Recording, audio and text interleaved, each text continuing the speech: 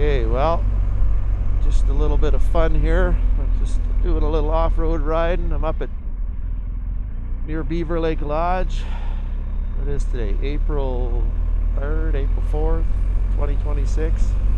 Still pretty greasy up here. So I'm just gonna go slow because, you know, where you hit this wet stuff, it's like slime underneath it. A big old pig here is squirming around, and that other stuff is icy. So we shall see. Got full-on street pressure, so I don't know if that's good or bad, but yeah, squirmy squirm.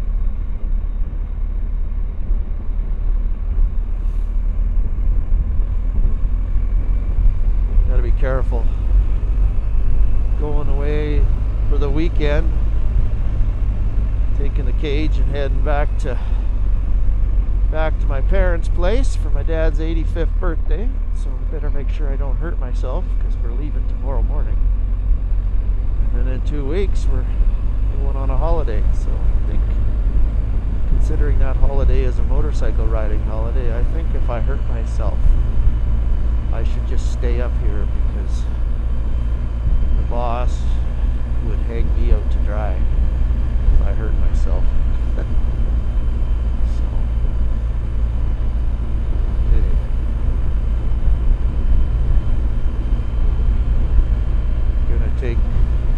gonna take the big girl here, and when we get back from our vacation in the early June, I'm gonna take the Black Bart here. We're going to go up into North Vancouver Island, and we're going to ride a bunch of the North Island 1000, which I just found this spring. I was sitting there flipping through the YouTube channels and found a bunch of that. Probably the first place I saw it was the Motorcycle Travel Channel with Sterling Noren. That's some pretty good stuff. I like it. He's out of Bigsby, Arizona. He does all the filming for Touratech and the BDRs. He was up here in British Columbia a few years ago, and he filmed some of that. I watched that, so we're going to do that. I mean, I'm turning 58 this year, and I've decided that I don't need to be going bashing off at 80 miles an hour into the bush and trying to single track and all that. I'm pretty much happy with forestry roads, and I got my little 500 that I'll take most of the time on this, but it's not insured right now. Just got the one bike. But I mean, the big GS is perfectly fine on this kind of stuff. It's just a little heavy if you do lay it over.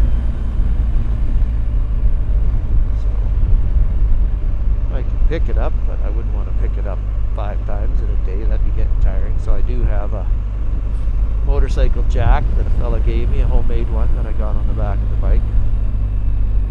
I get tired out, and I always carry my recovery gear, because one time, years ago, I was turning around. I had an Africa Twin at that time, and I was turning it around on a road like this, and it was getting near dark, and I was looking around. Funny thing was, it was spring ride like this. I'm like, oh, it's getting dark, I better turn around. I have no sense getting in trouble. It's had a good ride so far, and I turned around and I drove into a little mud puddle. Well, that mud puddle turned into frickin' basically quicksand, sunk the front of the bike right up to the axle. Well, I had nothing with me that time. I wasn't prepared.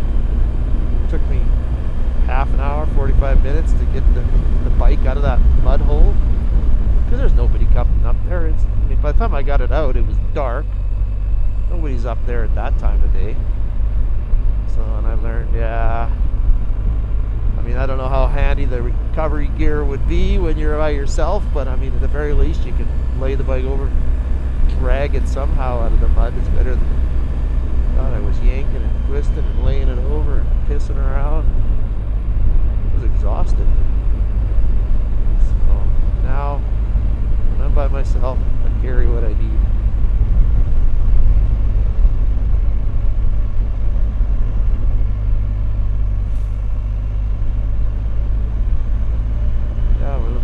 Looking forward to that ride.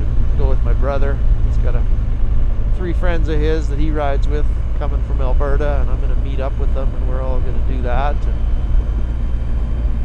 hopefully, I'm kind of hoping when it all wraps up at the end that he and I can let the other guys head home. They've got to go to work. He's got a few extra days. He booked some time off.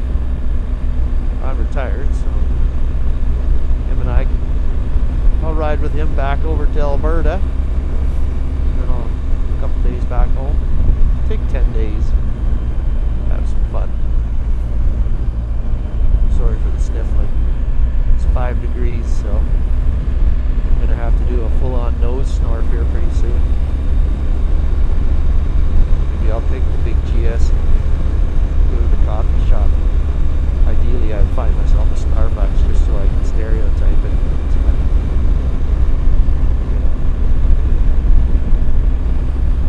I don't know why people get weird about stuff like that. It's like, I bought this bike so I could do this, but I could also go down the highway at 100 something plus kilometers an hour and getting where I want to go. Nothing sucks more than going down a road and you look up, oh look at, I wish I could go up there, but I just got a full-on street bike. I'm not doing that. Go wherever we want to go. My wife and I, when we travel, she's got a 650 GS Twin, that's her main road bike.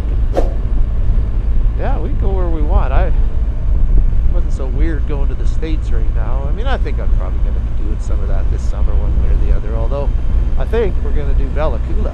Excuse me. We're going to go up.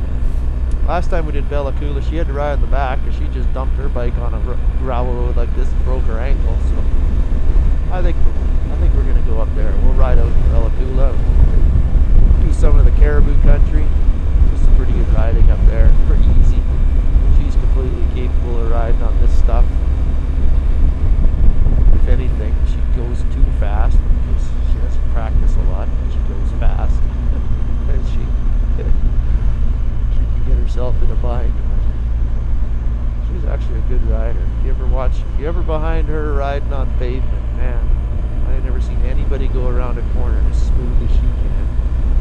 I'm usually, my head's bobbing and I'm looking all over the countryside, so I'm all over the place. She just goes around a corner like it's on rails. It's kind of embarrassing. She took her bike license. She'd come home and tell me all the things I was doing wrong. Surprisingly enough, I was doing quite a few things wrong. But anyway, this is just one of them rambling talks. Going down the road, nothing better to do than talk to myself.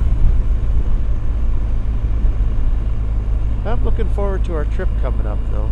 She spent a lot of time, she's got it all planned, which is not ideal for me. I like more impromptu stuff, but we're flying over to Europe and bike over there. A lot of the videos on this channel are us riding over there.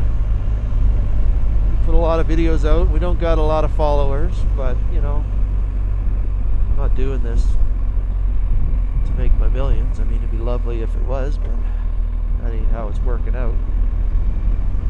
But I think it's more when I post the video, it's the only way, you know, you're riding. If you're a guy or gal, whoever you are, and you're driving the bike and you got someone on the back and they're taking the pictures, well, for me anyway, I spend a lot of my time riding the bike in a foreign country. You're not seeing everything that she sees. So when we do the videos up, it's like, for me, it's like, yeah, wow, was I even on that holiday? Because I didn't see any of that stuff. And she's on the back videoing, and I got the camera on the helmet now, so with the 360 when I do it. Although I don't really like 360 video. I don't know how you guys are. I guess you can comment, but I find the if you're using the 360 and everybody likes to play with it and they do all the round and it's just kind of weird footage. It's weird, it's kind of weird. So I'm gonna use the 360 to film back at me so all you guys can see my mug. And it's kind of neat to look at yourself, and you can stick it out the side, do some of them side shots and all that. It's kind of fun, kind of cool, but I'm gonna use it like that. Yeah, we're gonna go 5 weeks in France, and we're gonna do some different areas, and Brittany and Dordogne and Normandy. And, she's got it all figured out. I'm just the driver. And then when we come back from that one, I'm hoping if it all works out, time and money, we're gonna go back this fall. And we're gonna take the bike because the bike will be back in Tours because that's where it's stored right now. And I'm gonna shout out for the outfit called Ride In Tours. I just found them because we're all, where are you gonna store the bike? It's our bike, so we gotta store it. And I found these guys. Man, they're reasonable. I think we're paying €30 a month to store the bike. They have a motorcycle repair shop right beside them, so yeah, do tires put on, an oil change. It'll all be basically ready to go when we get there. Did suspension last year.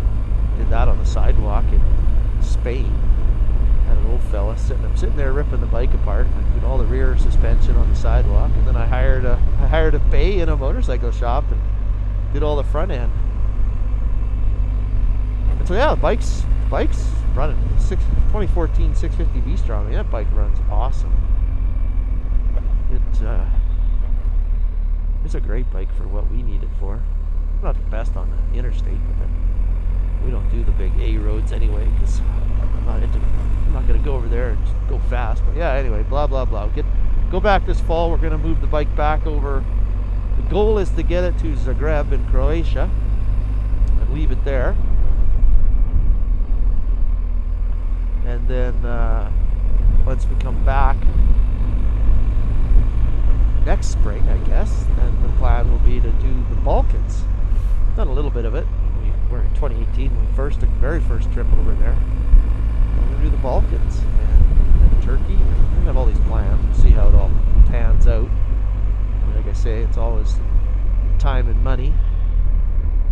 But that's kind of do some of these little side jobs once in a while. I'm basically retired now, but if I do these little side jobs and I can make a few bucks along the way, don't have to commit to working full time. Yeah, can make enough money to pay for these trips. Then we can eat more than baguettes and cheese and meat. Because I lost the first trip we went. We were pretty tight. I mean, I was 50 then, and we were taking a big gamble. We basically closed the doors on our business, left for 4 months, and didn't know if we'd even have a business to come back to. So we were running it pretty lean. I left it. Well, I did a bunch of weight loss before we left. I got from 185 pounds to 165, something like that. Pretty good drop. And then after all the hiking and eating baguettes and cheese and meat, not a lot much for the 4 months, I was 149 pounds when we came home. I wish I was that now. Somehow managed to find it all and pack it back on my ass. But anyway, that's the long range plan. Look at that. There's the Okanagan in the spring. That's a pretty good place to live, I'll tell you.